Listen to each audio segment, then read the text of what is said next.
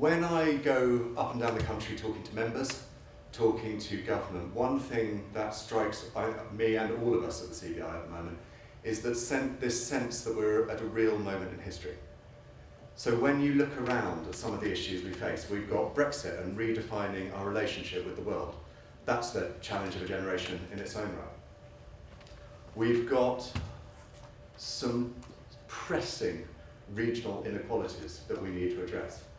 Some issues that actually, in terms of regional inequality, the UK trails Europe and many other countries by some distance. And if we don't solve some of those inequalities, we can see some of the consequences coming through now. We've also got a major shift in demographics, the world of work, the way that people expect to work and their relationship with their employees. So a lot of very, very big things coming at us all at once. There's no one thing, of course, that will solve all of those, but there are some things which you look at and you think, well, they're a big part of the solution for all of that. And I've got no doubt that innovation, as we'll talk about throughout the day, is absolutely fundamental to the way that we address all of those problems. What I like about innovation is the way that it affects everyone. If you talk to the person on the street about innovation, what do they think about? They so often think about the gadgets, the products, the services, the things that make their life easier, more fun, even healthier. So it's got real personal relevance. When you think about the country, where the survey that we've just done in preparation for today shows that 78% of businesses see a major part of innovation, not surprisingly, as driving efficiency. Now that efficiency is what drives productivity. That productivity is what will drive prosperity and increased opportunities across the UK. So it's absolutely fundamental for our country. It's also pretty important for the world. Some of the global challenges that we face, whether it's climate change, whether it's health, absolutely innovation is the only way that we're going to overcome those issues. So I think all of us here should feel quite lucky to be involved in this area. It's challenging, it's interesting, in some ways it's quite glamorous, but most of all it's absolutely fundamental to our future. So the first question I think we need to ask is, if it's so important, where are we? And I think the honest answer is, in the UK, it's a mixed bag. It's almost as if you can tell a tale of two countries. So you've got one country where we've got 4 out of 10 of the best universities in the world. We're second in the world at scientific research. We're first in the world at e-commerce. We've got amazing challenger and pioneer businesses. I'm sure many of you have looked around Renshaw's foyer reception here. Absolutely unbelievable the things they're doing in measurement, but also in healthcare. Right through to businesses like Housekeep, who are pairing up homes with cleaners and moving from 100,000 to 5 million in a couple of years by using processes to improve their efficiency. That's the story of a country with fantastic access to digital, of a country that you would think would be leading the way globally on this stuff. On the other hand, you've got some quite different statistics.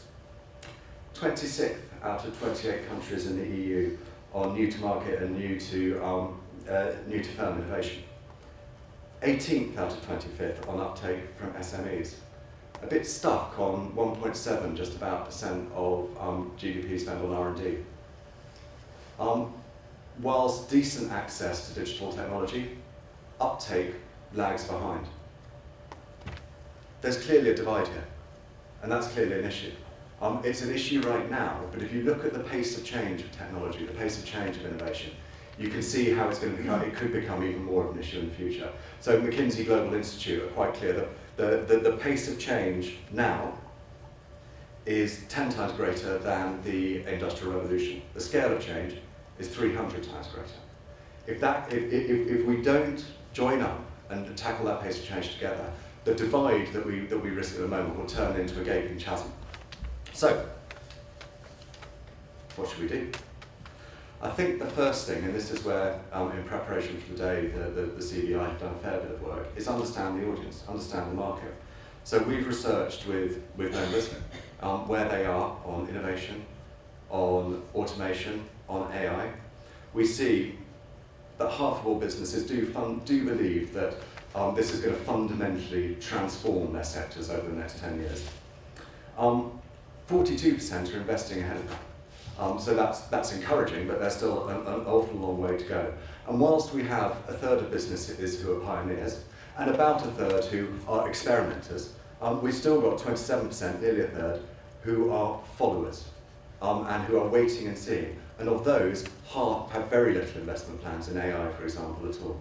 So there are some real issues, and it matters as we address these issues that we understand where different businesses in different parts of the country, because of course there are regional disparities as well, are, so we can direct spend.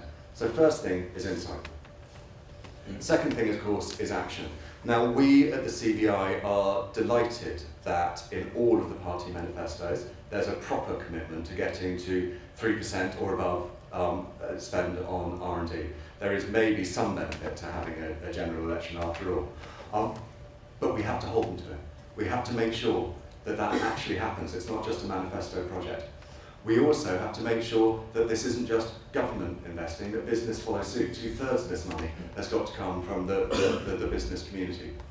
We've got to make sure that this isn't just about the cheque, it isn't just about the quantum of the cash.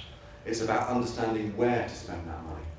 If we spread the jam too thinly, we know it'll have less of an impact. If we back winners, we might get it wrong. So where's the middle? Where's the middle ground?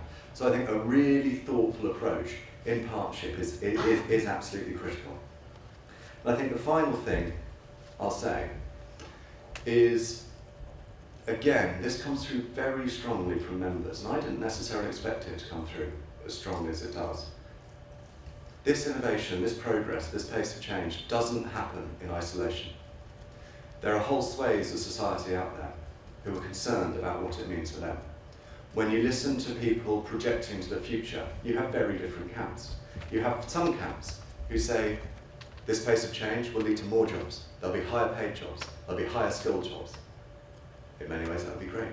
You have other just as authoritative camps saying, no, it's not like that at all. This is going to mean many, many fewer human work hours. This is going to mean many more leisure hours. We are going to have to radically transform our tax base, our benefits base, in order to cope with that. Now, I don't know which of those two is true, but what I do know, and what the CBI are absolutely clear about, is that unless we plan the way we embrace this change, unless we move with speed and with thoughtfulness, we do risk disenfranchising further sections of society, whether through fear or whether through actual impact. So one of the key things that we're asking for is a proper task force with government, so that business, government and society can sit down and plan the skills, the taxes, the benefits that are going to be needed in order to make this change work for everybody across the UK. Because just as this isn't about just finding new products, it's about commercialising those products. Just as this isn't about identifying new processes, it's about diffusing those processes. This isn't just about chasing productivity, it's about finding new ways of work that actually work for everybody. So I hope we'll talk about a lot more of this today. All of you here as leaders, we want to work with you together to find the solutions, to find the way through. The CBI will be campaigning on the issues that matter to you, whether that's disruptive innovation, whether that's diffusion of innovation, whether that is championing your voice with government, whoever the new government is, so that we can make sure that the environment for innovation is as effective for you and everybody as possible. So now I want to hand over to a real expert, Jamie, to talk about Google's perspective. Thank you.